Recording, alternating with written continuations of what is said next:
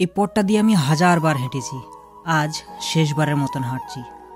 শেষবারের মতন অনুভব করছি তাইপের ঠান্ডা বাতাস, নীল আকাশ আর সেই পুরনো গাছগাছালির ছায়া। জীবনে কিছু বিদায় হয় নিঃশব্দে, কিন্তু মনে আগুন ধরিয়ে দেয় বন্ধুরা। এই ভিডিওটা শুধু একটা ব্লগ না, এটা আমার তাইপকে বিদায় বলার গল্প।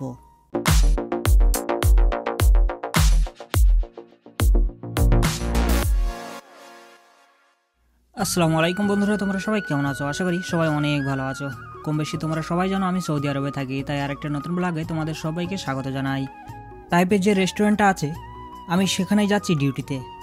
তাইপের আবহাওয়া এমনিতে মন জোড়ানো, নীল আকাশ, ঝলমলে রোদ আর সোনপাপড়ির মতন ছড়িয়ে থাকা তুলোর মেঘ।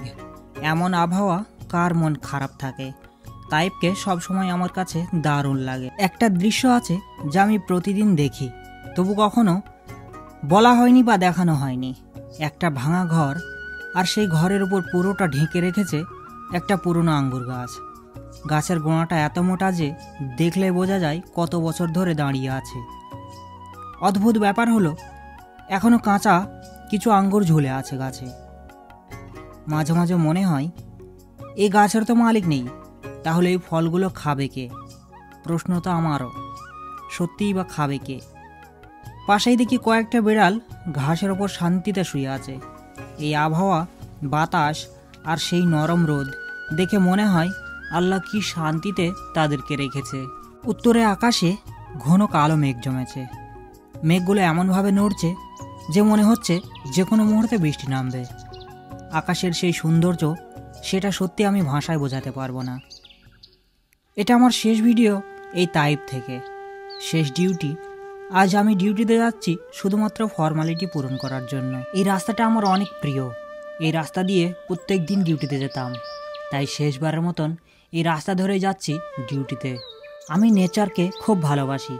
তোমরা কি প্রকৃতিকে ভালোবাসো? কমেন্ট করে অবশ্যই জানিও। জানি না আবার কবে এইভাবে একসাথে বসে খাবো। এই ছোট ছোট মুহূর্তগুলোই আসলে মনে সবচেয়ে বেশি থেকে যায়। ভিডিওটা যদি ভালো লাগে একটা লাইক দিতে ভুলবে না। শেষ পর্যন্ত দেখো, তোমাদের ভালো লাগবে ইনশাল্লাহ, এটা আমার গ্যারান্টি। সকালের নরম রোদ গায়ে মেখে বেরিয়ে পড়লাম।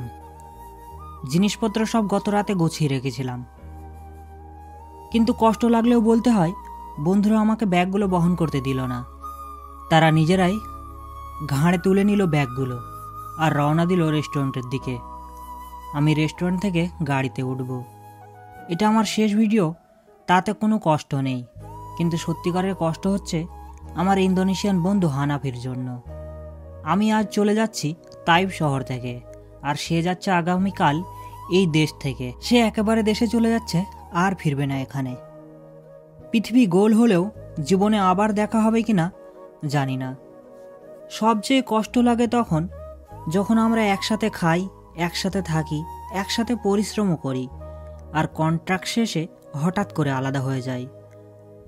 প্রবাসীদের কষ্ট, এটা সত্যি বলতে কেউ বোঝে না, আল্লাহই জানে আমাদের মনের ভিতরের কথা। আমি বেশি প্রবাসীদের নিয়ে কথা বলি হয়তো রাগ করো না, প্রবাসীদের কষ্ট নিয়ে বলি বলে হয়তো কিছু মনে করো না। তবে একটা কথা তোমাদেরকে বলতে পারি যে এই অচেনা প্রবাস চ্যানেলটাকে সাবস্ক্রাইব করে রাখো, তোমাদেরকে ইনশাল্লাহ অনেক কিছু চেনাবে এই প্রবাসের মাটিতে। তাইপকে বিদায় জানিয়ে চলে যাচ্ছি আমি জেদ্দাতে। কতদিনের জন্য যাচ্ছি সেটা আমার অজানা। তাইপের বন্ধুদের সত্যিই খুব মিস করব। এই যে গাড়িটা দেখছো, এই গাড়িটাই আমাকে নিয়ে যাবে জেদ্দাতে। কোম্পানির আরেকটা রেস্টুরেন্ট আছে সেখান থেকে কিছু মাল গাড়িতে করে আনা হয়েছে এই তাইপে, আর সেই মালগুলো নামাচ্ছে আমার বন্ধুরাই, আর কিছু উঠানোও হচ্ছে। আমি যখন যাব এই গাড়িতে করে, তখন সেই গাড়িতে করে সেই মালগুলো নিয়ে যাওয়া হবে। আর এটাই হলো তাইপের স্টোর। চলো এবার যাই জেদ্দার পথে। জেদ্দা আমার কাছে অসাধারণ লাগে। সুন্দর ঘর বাড়ি, ঝকঝকে রাস্তা, শপিং মল, প্রবাসীদের জন্য দারুণ একটা জায়গা। যারা দেশে যেতে চায় তাদের জন্য শপিং করার যে সমস্ত সামগ্রী, আইটেমের প্রয়োজন হয়, জিনিসপত্রের প্রয়োজন হয়, সব কিছুই সেই জেদ্দাতে পাওয়া যায়। তো বন্ধুরা, আমি পৌঁছে গেছি জেদ্দাতে। জীবনে কিছু জায়গা থাকে যা ছেড়ে আসা সহজ হয় না, তাইপ আমার কাছে শুধু কর্মস্থল না, আমার জীবনের একটা অধ্যায়, যেখানে ছিল হাসি, ক্লান্তি, সংগ্রাম আর বন্ধুত্বের গল্প। বন্ধুরা, তোমরা যদি ভিডিওটা এখনও অবধি দেখে থাকো তাহলে মনে হবে তোমরাও আমার এই যাত্রার অংশ। চ্যানেলটা সাবস্ক্রাইব করে পাশে থেকো। যারা নতুন তাদেরকে একটাই কথা জানাবো যে সাবস্ক্রাইব করে নাও, তোমাদেরকে অনেক কিছু শেখাবো, অনেক কিছু দেখাবো আর অনেক কিছু চেনাবো। আর যারা অলরেডি চ্যানেলটাকে সাবস্ক্রাইব করে নিয়েছো তাদেরকে জানাই কোটি কোটি ধন্যবাদ। প্রবাস জীবনের বন্ধুত্বের আর একটা নতুন অধ্যায় শুরু হতে চলেছে এই জেদ্দার মাটি থেকে। জেদ্দা থেকে অনেক সুন্দর সুন্দর ভিডিও আসবে, ইনশাআল্লাহ তোমাদের অনেক ভালো লাগবে।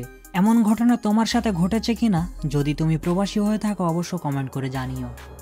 প্রবাসী মাটিতে প্রবাসীদের সাথে সব সময় এরকম ঘটতেই থাকে। একটা শহর থেকে অন্য শহরে যাওয়াটা তাদের কাছে কিছুই না, যেমনটা আমার সাথে হয়েছে। এই প্রবাস মাটিতে নতুন আরেকটা অধ্যায় শুরু হতে চলেছে এই জেদ্দার মাটি থেকে। জেদ্দার মাটি থেকে ভালো ভালো গল্প এবং ভালো ভালো ব্লগ নিয়ে আসতে চলেছি পরের স্টোরিতে। ভিডিওটা ভালো লাগলো কিনা জানিও কমেন্ট বক্সে, আর যদি ভালো লেগে থাকে তবে লাইক করে দিও। নতুন হলে সাবস্ক্রাইব করে নিও। দেখা হচ্ছে অন্য কোনো ভিডিওতে অন্য কোনো টপিক নিয়ে। বাই, ভালো থেকো সবাই।